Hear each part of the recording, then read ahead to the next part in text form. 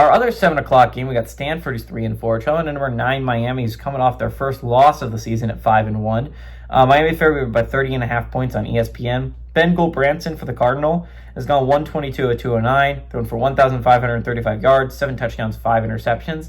Micah Ford has had 99 carries for 425 yards and 3 touchdowns, and C.J. Williams has had 38 catches for 465 yards and 2 touchdowns. Carson Beck has gone 127 to 174, thrown for 1,484 yards, 11 touchdowns, 7 interceptions, 4 of them coming in that game against Louisville last week.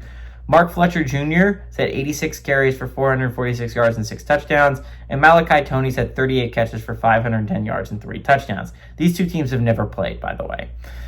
So what I think is going to be really interesting here is, again, Stanford's coming off their biggest win of the year last week. They had an absolute thrilling win over Florida State at home. But if you're looking at it from the Miami's perspective, they're going to take out their anger on Stanford. Because if you remember, Miami is now number 1. Not only they lost their first game of the year last week, and that was against Louisville, and that puts them in an interesting situation. They're still probably fine if they finish the season 11-1, but it does put in a really interesting situation if Georgia Tech, Virginia, Louisville, and Miami all finish 11-1. Miami should be the bottom of that pecking order, theoretically speaking. Georgia Tech's an interesting one because they don't play any of the other teams, but Miami lost to Louisville, which means theoretically if they finish with the same record, Louisville should be ranked ahead of Miami, and Virginia beat Louisville, which means theoretically speaking, if they finish with the same record, Virginia should be ranked ahead of Louisville. So it makes a really interesting scenario is where Miami sits in that pecking order if they let in 4 ACC squads. Now, do I think that'll happen? Absolutely not. I think Virginia will stumble somewhere. They still got a road trip against Duke, and Wake's a scary team.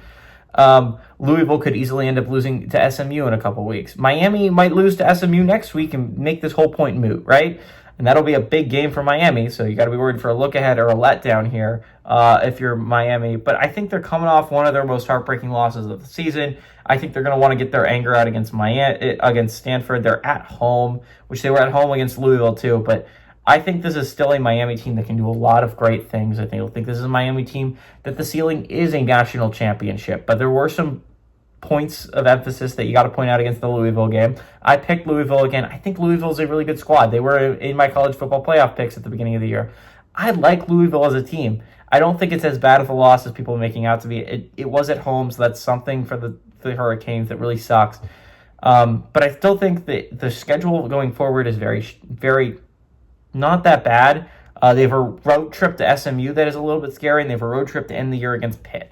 Those are 2 solid football teams, and next week that road trip to SMU could mean a lot, especially if SMU beats Wake this week. That could be a lot for the SMU Mustangs, and they're going to be bringing their A game, so you better bring your A game if you're Miami. But I think this is going to be an easy win for Miami. Again, Stanford was not supposed to be a great team to start the year. Now, they're not as bad as we expected them to be. They're 2-2 in conference play, but I still think this is not a great Stanford team. I don't think this is a Stanford team that can go on the road and compete with Miami. So give me the Hurricanes to kind of wall up the Cardinal. Give me the Hurricanes to win and cover at home.